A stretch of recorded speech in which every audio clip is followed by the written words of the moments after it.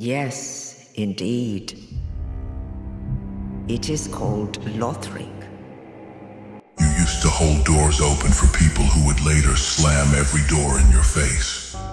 You used to check on people who never once asked how you were doing. You gave your time to people who wouldn't give you 5 minutes if you were drowning. And you did all of it with a clean heart. No agenda, no scoreboard. Just a man who believed that if you treat people right, life treats you right back. That was the lie that almost destroyed you. Not the people, the belief. The quiet, stupid, beautiful belief that goodness gets returned, that patience gets rewarded. Ash seeketh embers. That the gentle man finishes first if he just holds on long enough. You held on, and on, and on, until your fingers bled, and the thing you were gripping let go of you instead. Nobody wants the gentle man. That's the cruelest part.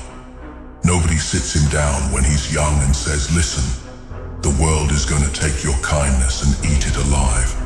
They're going to mistake your silence for stupidity, your patience for weakness, your forgiveness for permission to do it again. Nobody tells him that. He has to learn it the way all gentle men learn it. The hard way, the only way. By getting destroyed by someone he would have died for. You remember the moment. Don't pretend you don't. There was a specific day, a specific name, a specific silence that told you everything words never did. And something in your chest didn't break, it shifted. Like a bone resetting itself without anesthesia. The pain was so clean you almost laughed. Because in that single moment, you understood more about the world than 20 years of kindness ever taught you.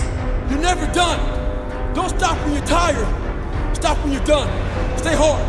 People don't respect gentle. They use it. And once you saw that, really saw it, not as an idea, but as a scar, you couldn't unsee it. It rewired how you walk into rooms, how you answer the phone, how you look at someone who says, I promise. You started watching hands instead of listening to mouths. Started measuring what people do on Tuesday, not what they say on Sunday. The gentle man trusted words. The man you became trusts patterns. And patterns don't lie the way people do. But here's what nobody talks about. The cost of that education. You lost something when the gentleness died. Something you can't get back, and some nights you're not sure you even want back. Trying to find his why. So he emails me. He wants my opinion. Well, here it is. You lost the ability to be surprised by people. You lost the reflex of assuming the best. You lost that stupid, reckless openness that made you hand your whole self to someone before they earned a single piece of it. And in its place grew something harder. Not cruel. You're not cruel. But harder. Like skin that grew over a wound too many times and now nothing gets through, not even the things that should. Some nights that scares you, not what you became, but how fast you became it. One season, that's all it took. One person, one betrayal, one silence where there should have been a voice. And the gentle man you spent your entire life being just left. Walked out of your body like a tenant who'd had enough. And what moved in doesn't smile the same, doesn't trust the same, doesn't love the same. It still loves, but it loves with its eyes open now. And love with open eyes looks nothing like the blind, reckless, pour yourself out kind you used to practice like a religion. That old love was a fire with no God around it. Anyone could walk up and warm their hands. Anyone could toss their trash into it. Anyone could stand close enough to steal heat and walk away without saying thank you. You just burned for everyone, equally, endlessly, until there was nothing left but smoke and the smell of something that used to be alive. The new version of you doesn't burn like that anymore. You're not an open fire. furnace with a locked door. The heat is still there, hotter than before, actually. But access is different now. Earned, measured, revocable. And the people who knew the old you can't stand it, because the old you was convenient.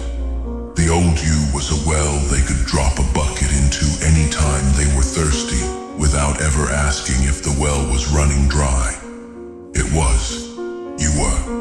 And nobody noticed until the water stopped. That's when they called you cold, changed, different. Like different is a disease. Like the man who finally stopped letting the world bleed him dry is the one with the problem. They'll never say thank you for the years you gave. They'll only complain about the day you stopped giving. Remember that. It tells you everything about what your kindness was worth to them. It was a resource, not a gift. A resource they felt entitled to. And the moment you cut the supply, you became the villain in a story where you were the only one who ever showed up. Let them write that story. You're not in it anymore. Because the man standing here now, this version, the taught version, he doesn't audition for people's lives. Doesn't rehearse softer ways to say hard things so nobody gets uncomfortable. Doesn't shrink his voice to fit someone else's ceiling. That man died in a room nobody saw, on a night nobody remembers, during a pain nobody helped carry. And what came after him is not interested in being palatable. You know what's funny though? You're not angry. People expect you to be angry. They look at the hardness and assume it's rage, but it's not.